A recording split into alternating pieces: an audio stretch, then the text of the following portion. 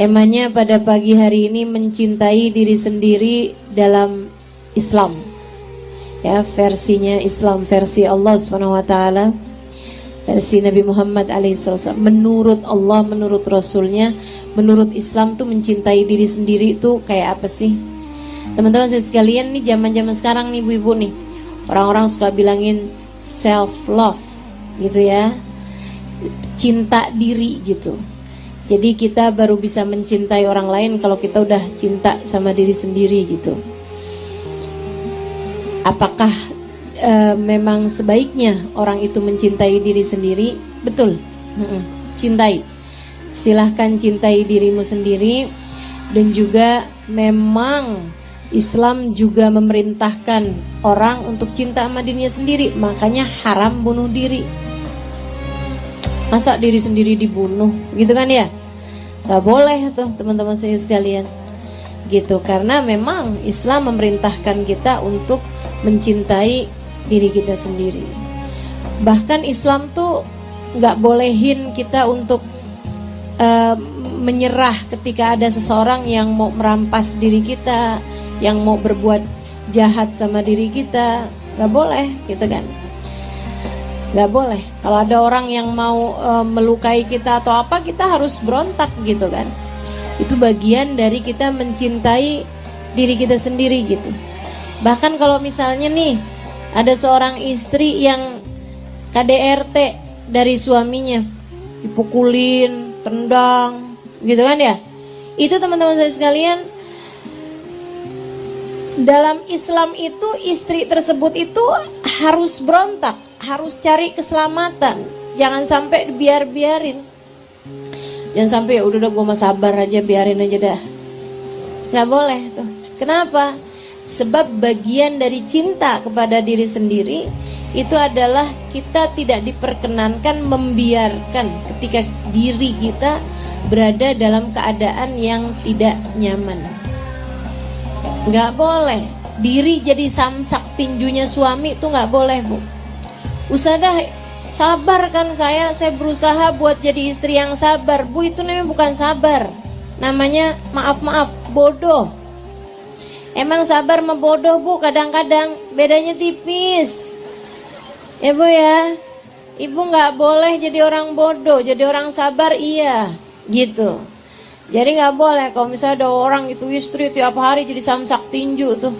Oh, keluar rumah matanya bengap, pipinya merah, bekas tamparan gitu kan ya.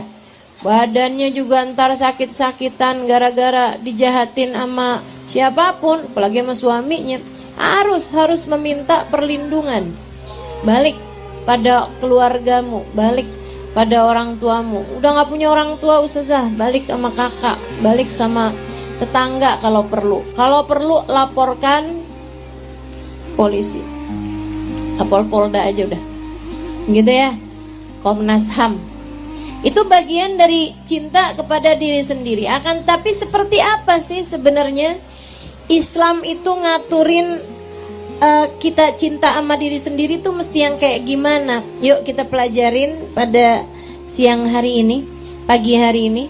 Teman-teman sekalian yang saya muliakan, Allah tuh ngasih sama diri kita nih, manusia nih ada 3 unsur ya, Bu ya. Ada badan, ada akal, sama hati. Ketiganya harus kamu sayangi. Ketiganya harus kamu cintai. Ketiganya harus kamu berikan haknya. Haknya badan apa aja, Bu? Kasih makan. Jadi kalau ada orang nih gara-gara suaminya buka cabang,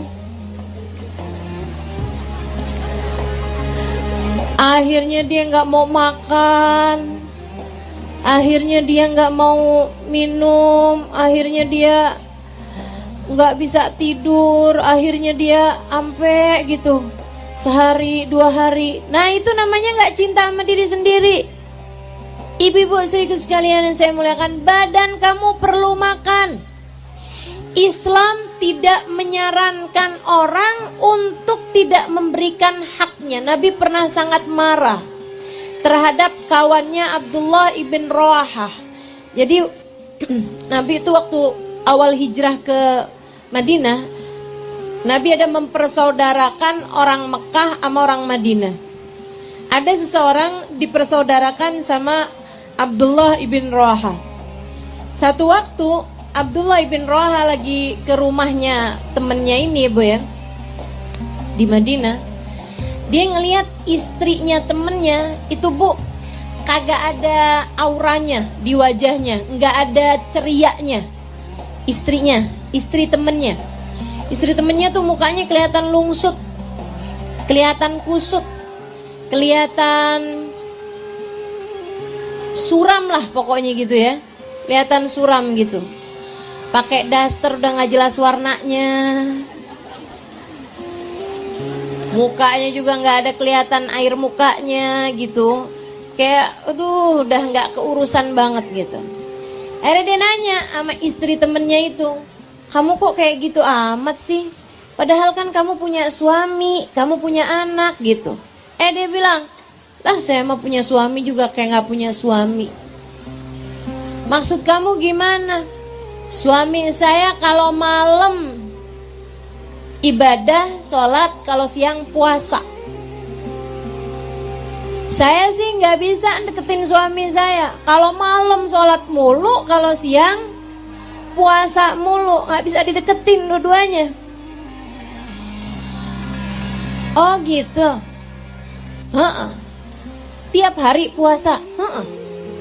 Tiap malam tahajud nggak pakai berhenti. Ibadah malamnya nggak pakai berhenti, ibadah siang nggak pakai berhenti. Abdullah bin Rawaha mengadukan ini kepada Nabi Muhammad. Rasul, apakah itu yang benar gitu? Abdullah bin Rawaha mau tahu gitu. Kata Nabi, oh gitu, panggilin dia. Panggil. Sama Nabi ditanyain dulu, ini namanya tabayun ya Bu. Kita tuh kalau dengar kabar cari kejelasannya dulu, bener apa enggak. Jadi tanyain sama Nabi, asum tadahran, apakah kamu puasa sepanjang tahun? Dia bilang, iya Rasul, bangga Bu, saya puasa tiap hari Rasul, kecuali lebaran sama hari tasyrik doang saya gak puasa. Selebihnya dalam setahun semuanya hari saya puasain. Agumta lain, apakah kamu kalau malam tuh kamu bangun tiwalas sana sepanjang malam, nggak pakai tidur sepanjang malam, tiwalal lail? Dia bilang, bala ya Rasulullah, iya Rasul, pakai tidur saya Rasul, tidurnya ntar pagi aja tuh Rasul sebentaran. Kamu punya istri? Ada Rasul. Punya anak? Ada Rasul. Kata Nabi Muhammad, innama ana atqakum, sesungguhnya aku adalah orang paling bertakwa di antara kalian. Ibadah itu kan Bu, nyari kedekatan sama Allah. Ibadah itu kita tuh kalau orang bertakwa, kalau orang ibadah itu namanya orang takwa. Kan gitu ya? Orang yang mendekat sama Allah tuh orang yang bertakwa. Innama ana atqakum, kata Nabi, saya ini orang paling takwa di antara kalian. Artinya Nabi orang paling tahu dong jalan menuju Allah. Betul nggak? Nabi paling paham jalan menuju Allah.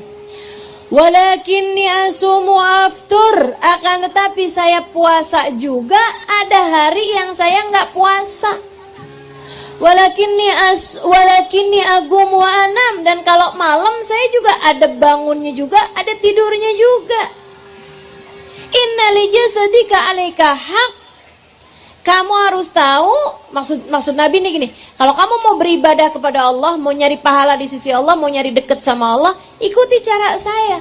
Saya nih puasa juga, Senin Kemis kan Nabi puasa, tapi Selasa Nabi nggak puasa, Rebo Nabi nggak puasa, Jumat, Sabtu, Minggu Nabi nggak puasa, malah banyakan nggak puasanya daripada puasanya. Terus kalau malam Nabi Muhammad juga bangun tahajud, tapi Nabi juga ada tidur Bu. Nabi tuh habis Isya bentaran dikit tidur, tapi bangun lebih awal. Jam 11, jam 12 Nabi udah bangun Bu. Terus tuh sampai subuh, sholat, ibadah, tapi ada tidurnya Nabi Muhammad. Dan kalau siang nih Nabi nih jam-jam segini nih Nabi tidur nih jam 11 sampai ke Ya setengah 12 sampai ke jam 12 gitu. Belum ya, bentar lagi nih. Makanya saya nggak heran kalau ada ibu-ibu ketiduran pas waktu pengajian jam-jam 11 mau ngerjain sunnah. Saya nggak berani negurnya, ya nggak. Orang mau ngerjain sunnah masa dilarang. Teman-teman sih sekalian saya muliakan, kata Nabi Muhammad begitu tuh. Walakin ya aku mu'anan, tapi kalau malam saya juga ada tidurnya juga, ada bangunnya juga. Siang juga Nabi Muhammad punya qailulah, tidur siang sebentar. Tidur siang sebentar, itu namanya qailulah. Dari kata-kata qalil artinya sebentar. Nah kalau kamu tidur siang dari jam 1 bangun jam 4, namanya bukan qailulah, Bu. Namanya kusairah. Namanya tidur banyak gitu ya. Namanya naum katsir. Teman-teman sih sekalian, jadi nih kata Nabi Muhammad, nggak gitu caranya. Jalanin hidup nggak gitu caranya. Nabi kemudian bilang, Inna li jasadika alaika hak, badan kamu itu ada haknya. Buat kamu kasih makan, buat kamu rawat, buat kamu bagusin tuh badan, jaga badan. Inna li zaujatika alaika hak, sesungguhnya istri kamu punya hak terhadapmu. Innali auladika alaika hak, sesungguhnya anak-anakmu punya hak buat kamu sayangi, buat kamu tegurin, buat kamu pelukin, buat kamu kasih, buat kamu dengarkan. Ada hak dari orang-orang di sekeliling kamu. Kamu jangan pikir di akhirat tuh hisab tuh urusannya cuman yang seberapa banyak kamu sholat, seberapa banyak kamu puasa. Enggak gitu. Enggak gitu. Kita di atas muka bumi ini perlu untuk mencintai badan kita, menyayangi badan kita, memberikan hak terhadap badan kita. Jadi bagian dari cinta sama diri sendiri, kasih makan badannya. Silahkan makan. Makan yang enak boleh Ustazah? Boleh, asalkan halalan thayyibah. Yang halal dan yang thayyib. Ibu-ibu jangan karena dengar misalnya begitu ya, orang yang mujahadah makannya ini gitu, sampai kemudian nggak mau makan. Atau misalnya lagi nabung nih, pengen punya rumah, sampai tiap hari makan mau pakai garam mulu. Bu, punya rumah kagak, darah tinggi iya? Nggak gitu caranya, nggak gitu. Kalau punya dinikmati silahkan. Yang penting halalan thayyibah.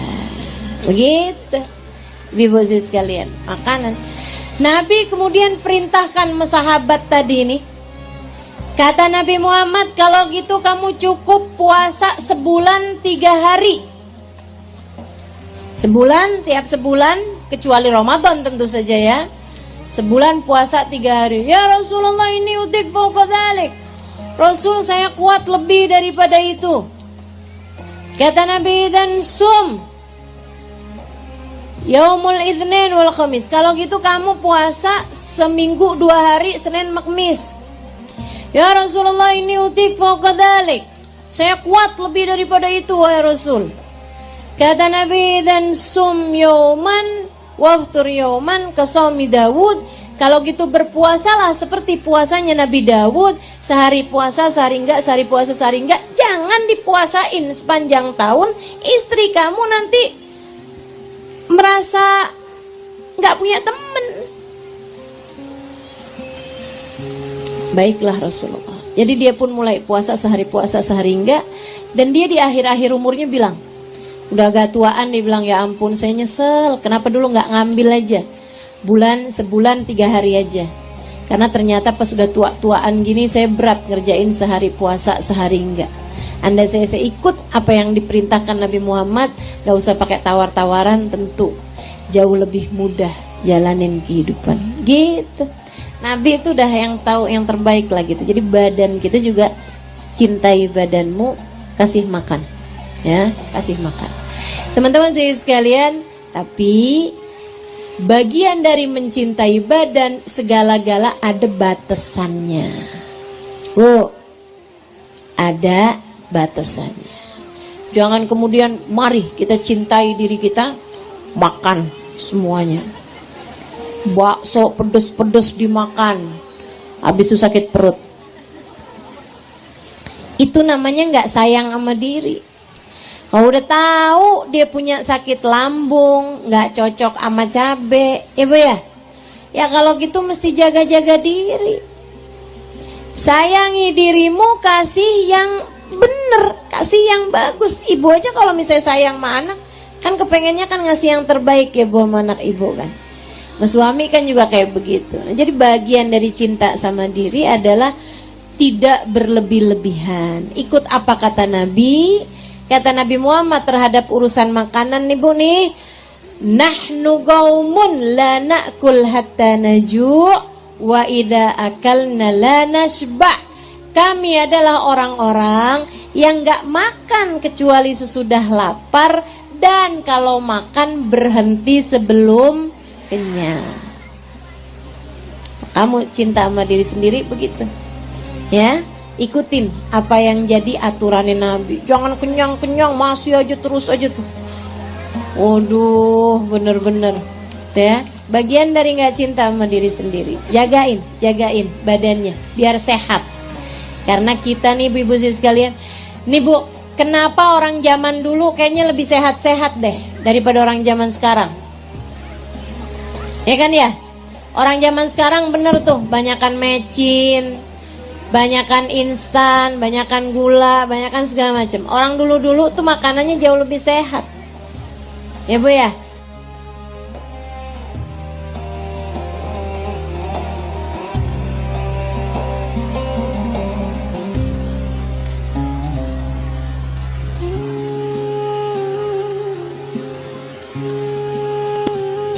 Khusus sekalian, badan juga jauh lebih sehat. Jauh lebih sehat gitu. Makanya kenapa orang Jepang tuh, ya memang seringnya mereka makannya itu yang segar-segar, umurnya jauh lebih panjang secara statistik ya, dibandingkan dengan orang-orang di masyarakat modern. Semakin modern, semakin yang sibuknya itu ama semuanya serba-serba instan tuh butuh. Apalagi yang pada pakai pengawet apa segala macam, itu juga badannya jadi semakin ringkih terhadap penyakit-penyakit kayak kita ini nih. Udah umur 40 tahun gitu ya, udah kayak orang umur 80 tahun. Betul apa enggak Bu? Muka bisa bohong, dengkul enggak? Kalau udah duduk nih ubah posisi per 10 menit. Saya liatin nih dari tadi. Masya Allah, Masya Allah. Ya itu dia nih, kurang jagain badan ya Bu, kurang jaga badan. Mudah-mudahan Allah sayangin kita, Allah kasih kesehatan yang sempurna untuk kita insya Allah, amin. Apalagi bentar lagi mau puasa kan, perlu sehat ya Bu.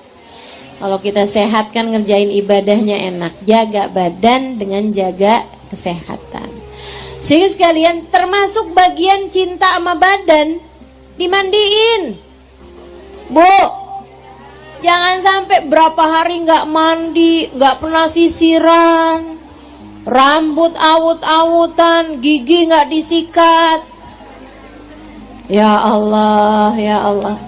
Yang penting kan ibadah. Ibu-ibu pikir Islam gak ngajarin buat hal-hal yang seperti itu? Ngajarin Bu. Nih apalagi di Indonesia nih, udara kita nih lembab ibu-ibu sekalian. Kita di Indonesia nih perlu mandi sekurangnya sehari sekali.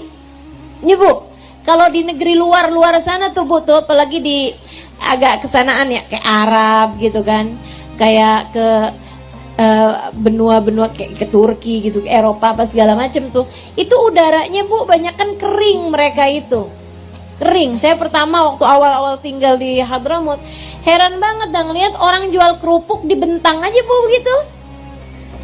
Lah ampun, apa enggak kapes tuh kerupuknya ya?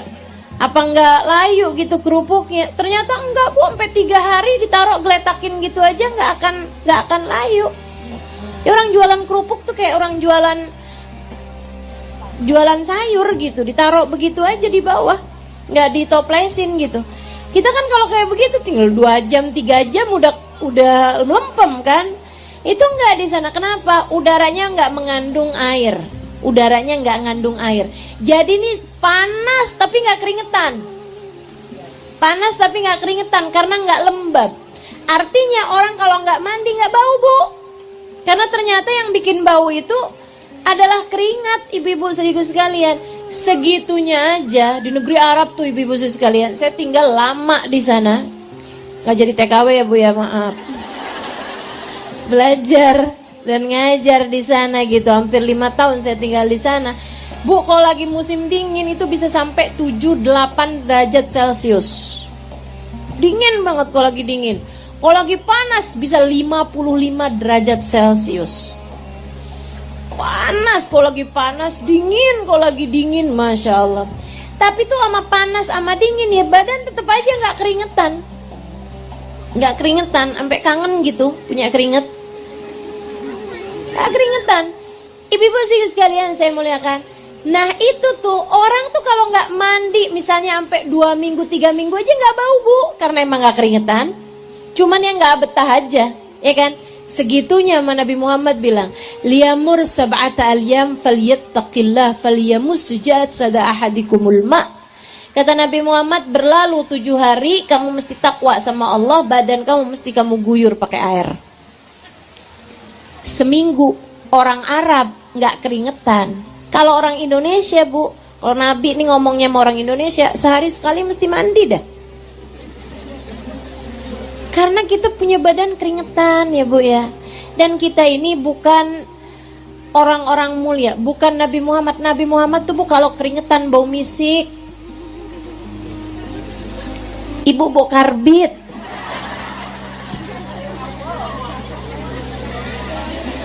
Masya Allah. Nabi baunya kasturi, Bu. Orang malah ambil keringetnya Nabi Muhammad buat dipakai parfum. Kita mah buat bikin jadi zat pemusnah, buat ngusir tikus, ngusir inian tuh bisa tuh kayaknya pakai keringat kita. Nah itu jadi kita emang mesti banget mandi gitu, bagian dari mencintai diri sendiri. Mesti tuh sikat gigi. Nabi sikat gigi, Bu, waduh sering banget pakai kayu siwak. Padahal Nabi tuh mulutnya baunya wangi. Segitunya Nabi rajin siwakan gigi. Nabi rajin sikatan gigi. Mau masuk rumah sikatan. Nih Nabi nih mengajarkan kita untuk mencintai, menyayangi badan kita sendiri. Sahabat tuh bilang, idza takallama faka'annal miska yakhruju min fi. Nabi kalau bicara seolah-olah kasturi bertebaran dari mulut beliau. Wangi bener bau mulutnya. Tambah deket tambah enak ciuman bau mulutnya Nabi.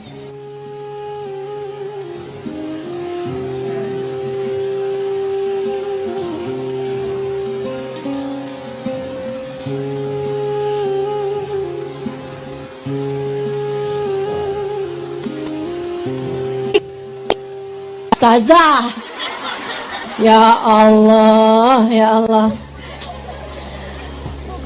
mau nggak nengok, nggak akhlak, ya kan? Mau nengok ya Allah, mesti nahan nafas gitu.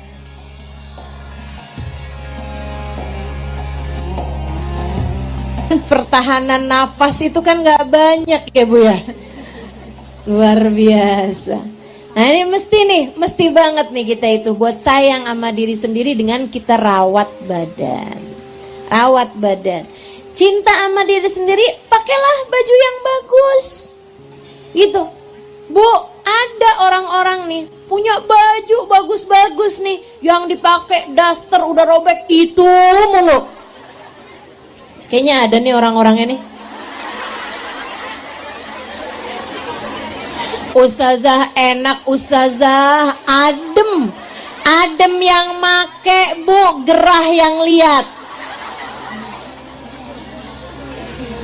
Adem buat kamu yang make, suami kamu ngelihatnya gerah. Masya Allah, saya ingat banget dah. Saya punya guru Hubabah Maryam bintul Habib Muhammad bin Abdullah Al-Haddar. Ini ibu-ibu sekalian, Masya Allah, beliau tinggal di Madinah. Orangnya sangat rahmat hatinya, sangat takwa hidupnya.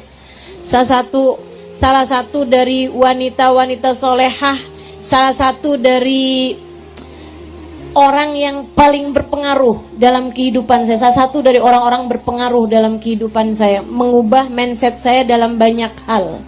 Ibu-ibu sekalian, beliau tuh Bu tuh, kalau mau ketemu orang, beliau dandan, beliau pakai lipstik, beliau pakai celak gitu.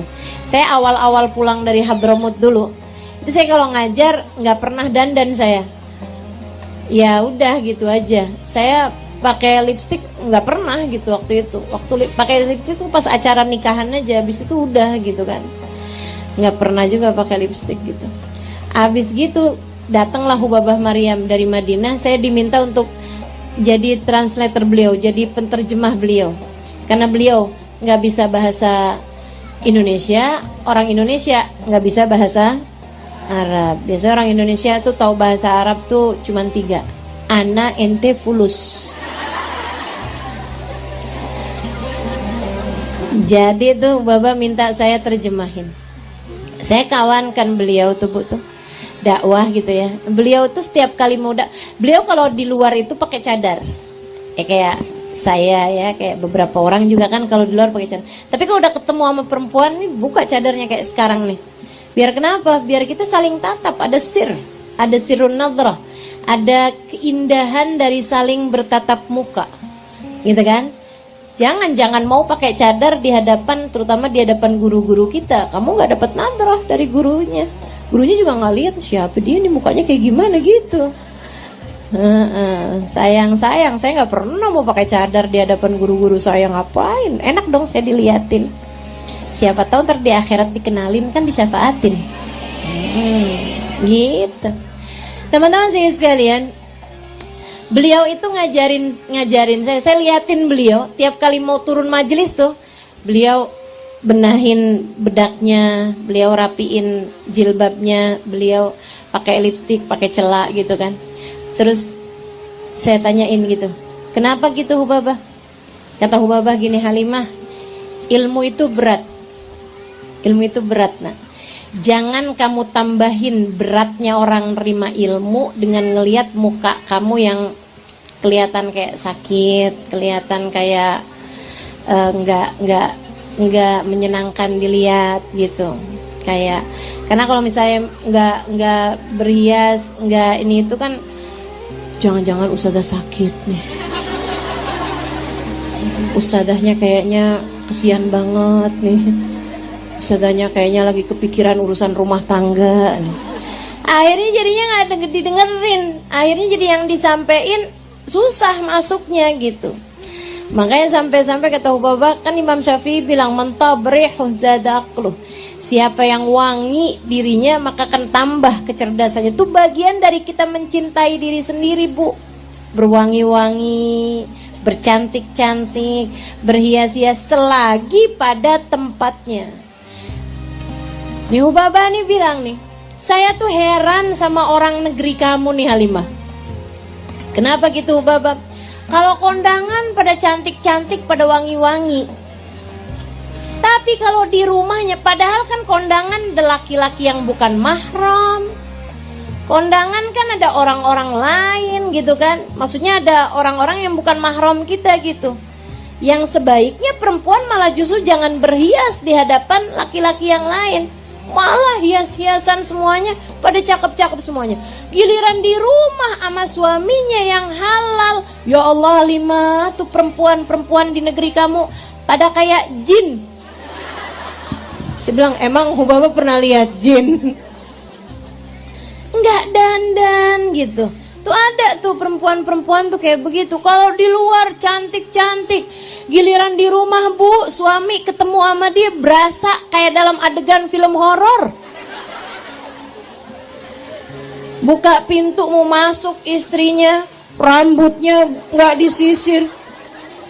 Pas lampu mati buka pintu, wah, Kaget suaminya. Masya Allah, Masya Allah.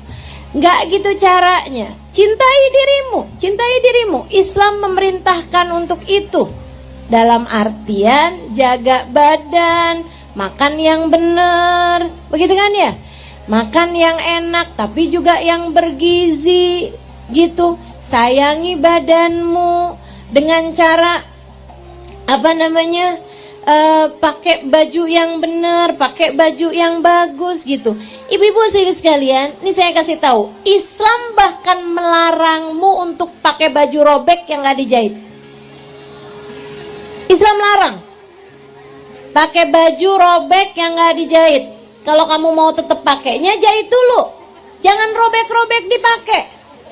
Itu min asbabil faqr. Ini saya serius. Salah satu dari sebab kefakiran. Salah satu dari sebab Allah ngasih kepadamu kemiskinan. Salah satu sebabnya adalah kamu suka pakai baju robek. Kamu suka pakai piring udah gompel.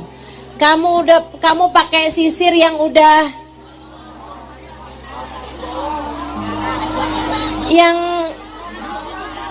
protol. Ya, kamu suka pakai wajan yang udah nggak ada kupingnya tuh, panci nggak ada kupingnya tuh, tuh. Kamu suka pakai cangkir yang udah nggak ada pegangannya tuh suka dipakai buat tempat minyak.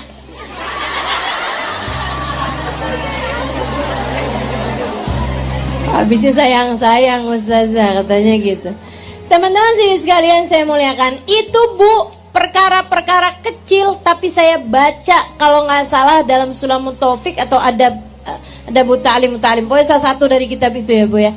Itu min asbabil faqr, ibu sekalian, sebab-sebab Allah ngasih kefakiran. Kenapa gitu? Kata Allah gini, dikasih duit kagak ada gunanya, pakainya yang robek-robek mulu. Dikasih duit banyak kan nggak ada gunanya. Dia sukanya pakai barang jelek-jelek mulu, ya udah nggak usah dikasih aja sekalian. Gitu. Makanya jadi miskin. Ayo pulang-pulang nanti keluarin. Buang-buangin tuh barang. Ya Bu ya, buang-buangin tuh barang. Ibu-ibu sekalian, tuh namanya mencintai diri sendiri, Bu, sayangin diri gitu. Dandan cantik di hadapan suami, pakai wangi-wangian, mau sholat, apalagi sholat tuh ibu-ibu sekalian, sholat tuh banyak banget nih, punya baju bagus-bagus, giliran mau kena, sininya udah pada bekutu, ada bintik-bintik. Apa sih itu namanya? Jamur ya. Mau kena sampai sini-sininya berjamur nih. Mana baunya nggak jelas Bu, ya Allah, ya Allah. Minjem mau kena, sholat sambil nahan nafas.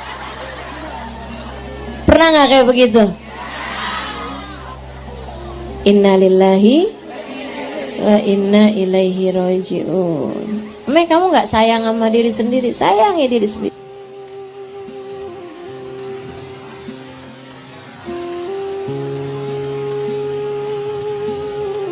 Akal yang disayang tuh yang kayak gimana? Mencintai akalmu tuh kayak gimana? Ngaji, hadir majelis ilmu. Sebab akal kamu tuh perlu makanan. Apa makanannya? Ilmu yang manfaat. Itu makanan buat akal kita. Jadi mikirnya bener.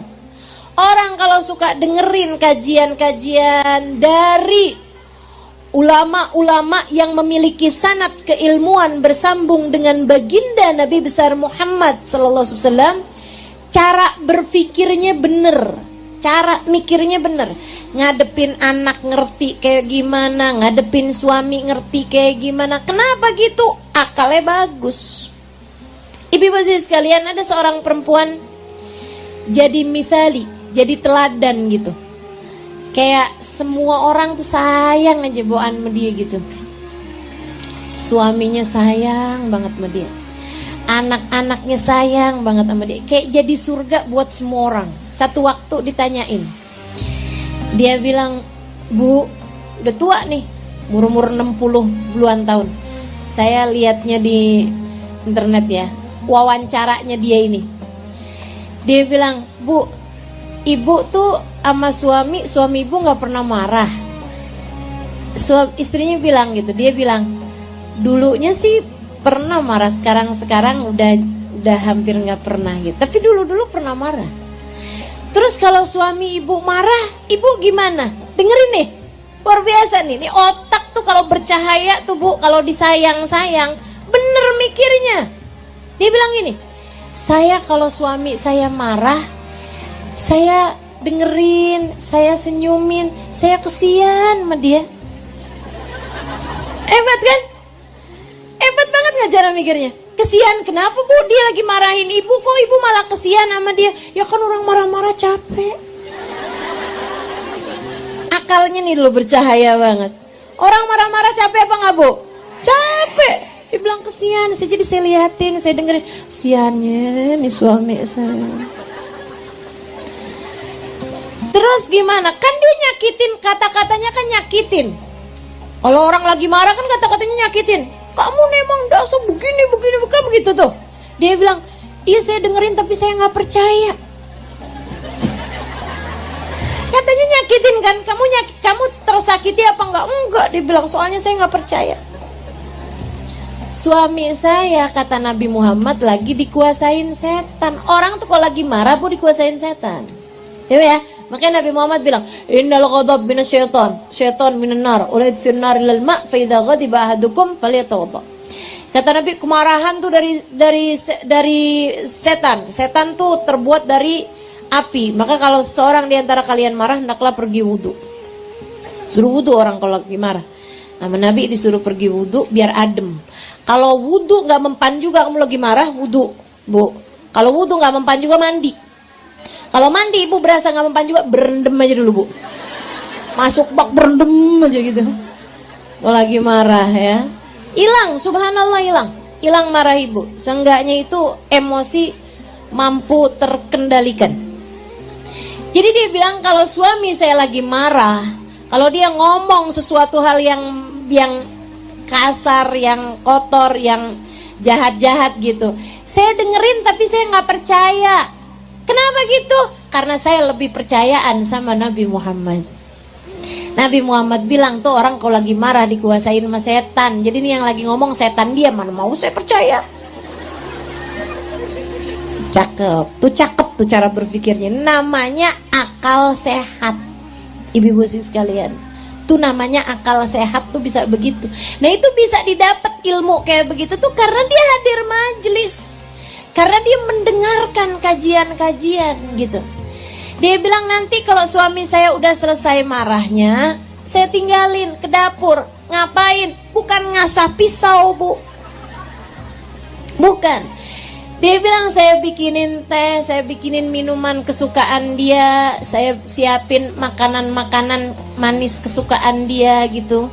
Kayak gorengin pisang atau apa gitu kan. Terus saya masuk.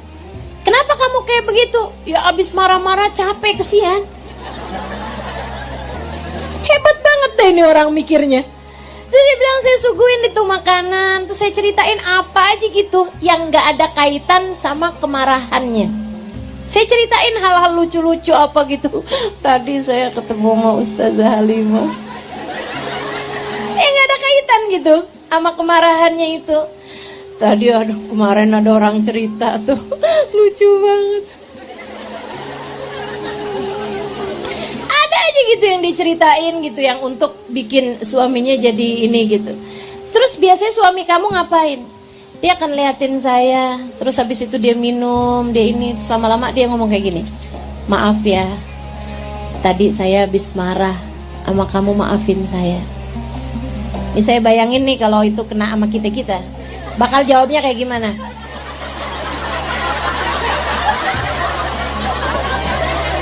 Makanya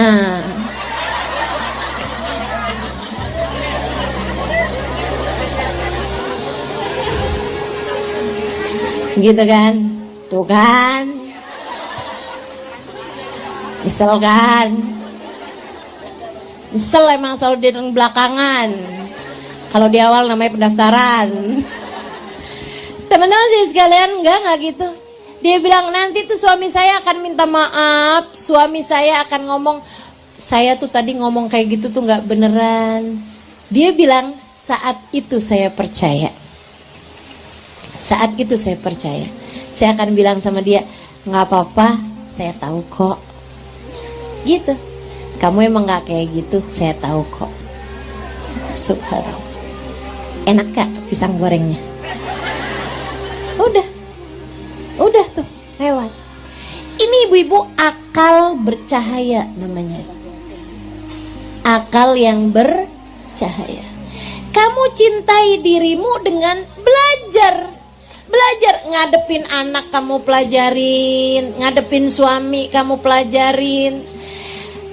Karena ibu-ibu sekalian, nih saya sering ditanya nih sama adik-adik nih, Ustazah saya mau nikah nih Ustazah, persiapannya apaan nih Ustazah? Saya bilang nggak ada persiapan.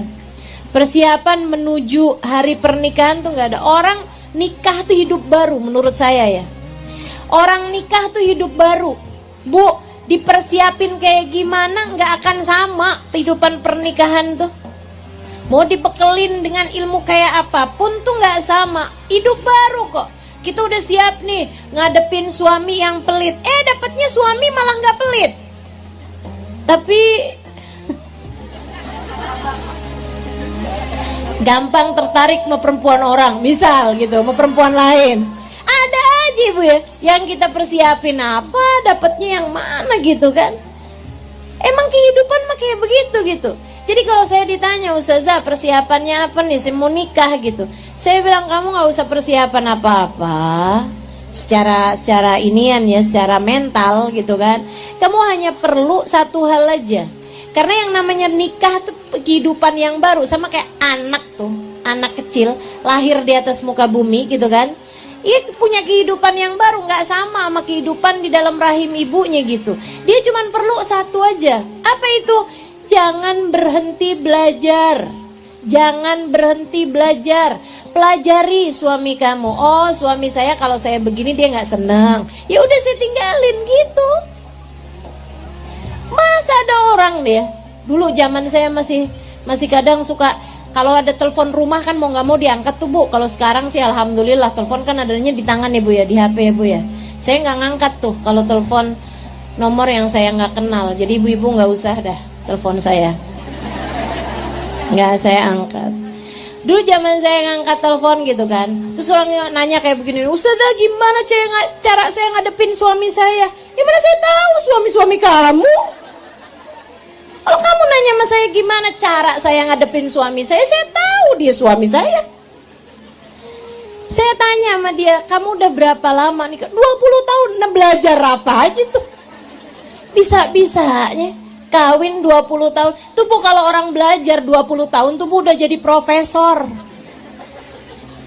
Kamu jadi istri 20 tahun dan kamu gak ngerti ngadepin suami kamu, artinya kamu gak pernah mau belajar selama ini. Pelajarin, anak-anak kamu pelajarin. Yang ini gak bisa dikerasin, gitu kan. Yang ini kalau diomongin itu mesti pakai bahasa yang kayak gini. Yang ini kalau ngomong sama dia mesti to the point. Yang ini kayaknya lebih ngerti bahasa sentuhan, kayak dia paling seneng banget dipeluk-pelukin. Yang satu dia nggak demen tuh dipeluk-pelukin, tapi senengnya diomongin. Itu ibu-ibu sedikit sekalian pelajarin. Ada namanya bahasa cinta ya Bu ya. Tiap orang bisa beda-beda gitu. Pelajarin. Suami saya tuh bahasa cintanya apa? Gitu kan? Kamu pelajarin. Biasanya antara kata-kata, ada juga sentuhan fisik, begitu kan ya? Senang dipelukin, senang dipegangin gitu. Ada yang modelannya begitu. Ada yang senangnya tuh dikatain gitu, mesti dikatain. Dipakein bahasa gitu yang, oh kamu emang luar biasa Bang. Andai waktu bisa kuulang, tak akan ku memilih pasangan lain selain dirimu. Kamu adalah seorang suami yang selalu bisa saya andalkan. Aduh saya gak ngerti deh, kayaknya kalau hidup gak sama kamu nih, aduh terus pokoknya repot dah. Kamu emang lelaki paling keren yang pernah saya temuin. Luar biasa. Ada tuh yang seneng kayak gitu, seneng pujian. Ada yang senengnya tuh dipegang-pegang, dipeluk-peluk, disentuh-sentuh gitu. Ada juga yang senengnya tuh dilayanin gitu kan, apa-apa disiapin, apa-apa. Ada yang kayak begitu gitu. Setiap orang bisa beda-beda bahasa cintanya gitu. Nah, kamu mesti pelajarin suami kamu tuh senengnya diapain, gitu kan? Ustazah, saya kok nggak tahu ya. Itu karena selama ini kamu fokus sama diri kamu sendiri. Teman-teman, itu tuh sesuatu yang harus kamu pelajarin. Bagian dari kamu mencintai akalmu.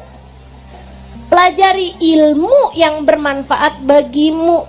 Jangan ribut mulu ngurusin urusannya orang lain. Kasusnya polisi, tombak polisi, hatam. Tahu semuanya. Waduh, segala macam detail-detailnya tahu. Urusan ngadepin suami sendiri nggak ngerti. Teman-teman sekalian, pelajarin apa-apa tuh pelajarin. Biar kamu paham, biar otakmu bercahaya. Akalmu bercahaya. Sehingga akal yang bercahaya akan memandumu menjalani kehidupan di atas muka bumi ini.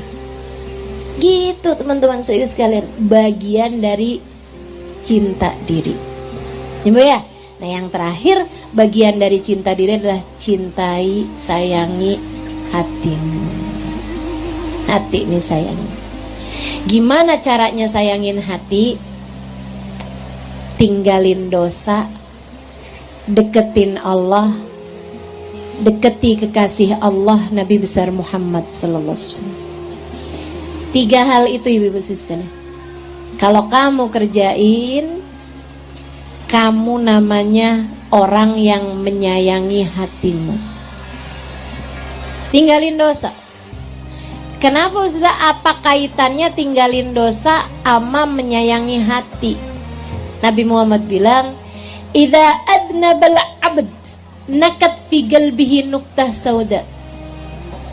Fa idza astaghfar wa tab imtasah." Kata Nabi Muhammad, apabila seseorang mengerjakan satu perbuatan dosa, tertorehlah di dalam hatinya satu titik hitam. Kalau dia bertaubat, berbuat baik, kehapus. Tapi kalau enggak, satu titik hitam, dosa lagi, satu titik hitam, sampai hatinya jadi hitam semua. Kalau udah orang hatinya hitam semua, ibu-ibu sekalian, udah bukan sampah hati lagi, udah bukan kotoran hati lagi, jadinya ran. Yang Allah sebut dalam Al-Quran, kalabal rana ala kulubihim bima kanu yaksibun. Kata Allah, ada ran di hati hamba-hamba ini, ada ran di hati sebagian manusia ini, disebabkan perbuatan dosa yang mereka kerjakan. Kalla innahum an rabbihim yawma idin lamahjubun. Orang kalau hatinya penuh dengan ran, dia matinya bakalan telah tercabut iman dari dalam hatinya. Na'udzubillah. Oke ibu-ibu, kalau kepengen hatimu bagus, hatimu benar, sayangi hatimu. Caranya tinggalin dosa. Tinggalin dosa. Yang udah terlanjur dikerjain, dimintain ampun sama Allah. Banyakin istighfar, minta maaf, minta ampun, sampai lama-lama jadi bersih lagi hatinya. Nah, kalau udah hatinya bersih, Ustazah cirinya hatinya bersih kayak gimana Ustazah? Mudah menerima nasihat. Gampang. Dimasukin nasihat tuh gampang. Itu cirinya hati bersih. Ini kayak gelas nih. Bu, kalau bersih kan gampang nih Bu, dimasukin apaan aja kan gampang.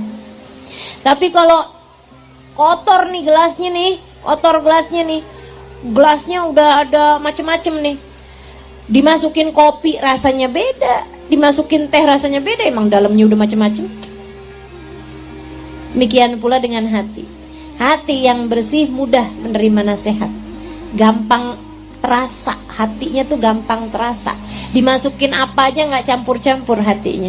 Dimasukin yang menakutkan dia takut, dimasukin yang membahagiakan dia bahagia gitu. Dikasih nasihat dia ambil tuh nasihat, tuh ciri hati kalau udah bersih. Biasanya kalau dalam proses-proses membersihkan hati, Allah kasih orang tersebut mudah menangis. Karena yang namanya ibu-ibu, yang namanya barang-barang yang bisa ngebersihin itu kan cairan tuh, Bu. Betul nggak? Kalau nggak air, kalau nggak cairan apa kan yang bisa ngebersihin. Termasuk yang bisa ngebersihin hati juga cairan, namanya air mata. Air mata penyesalan, air mata taubat, air mata menangis karena rindu pada Allah, air mata menangis karena rindu pada Rasulullah. Itu semuanya tuh ngebersihin hati-hati kita. Ya nggak apa-apa. Ibu kalau pas lagi baca Quran nangis, ibu kalau lagi baca istighfar nangis misalnya gitu. Ibu kalau hadir maulid nangis gitu ya. Kalau dengar nasihat-nasihat nangis, bagus, nggak apa-apa.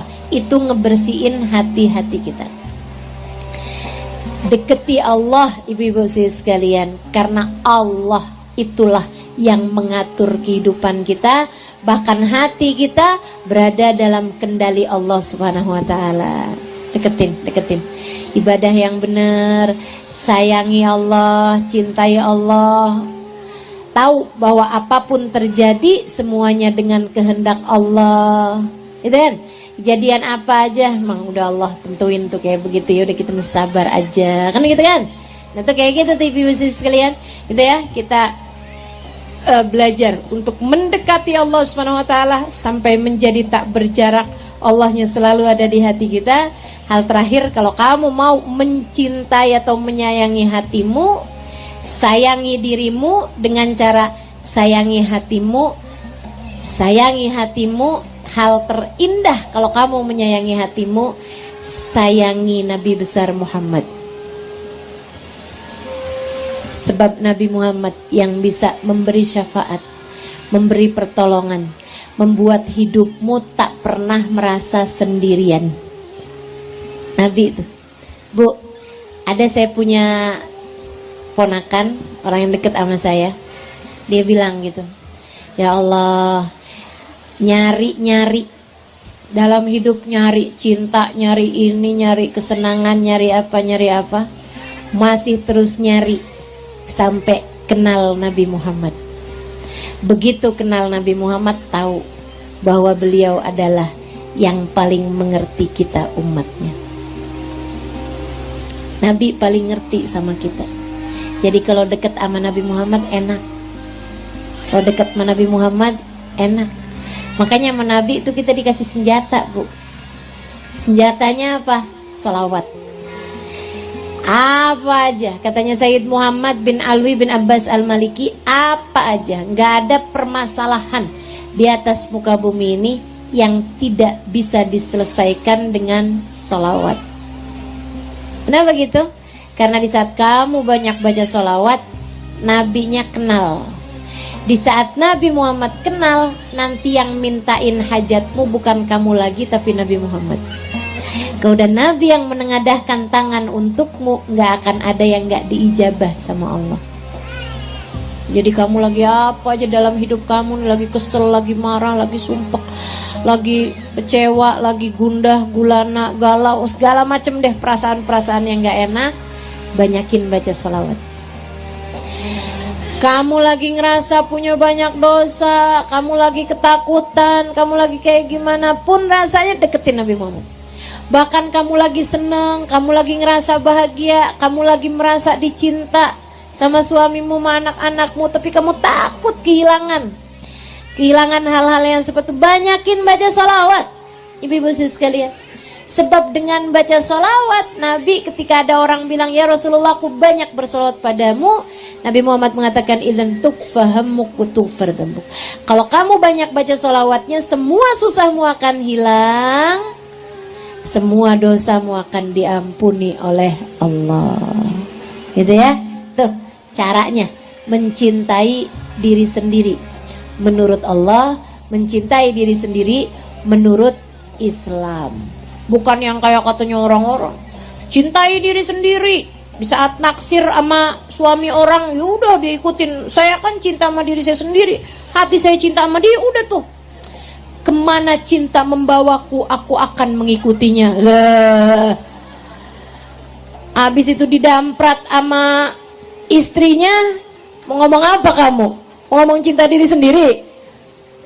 Gitu caranya ibu-ibu sekalian.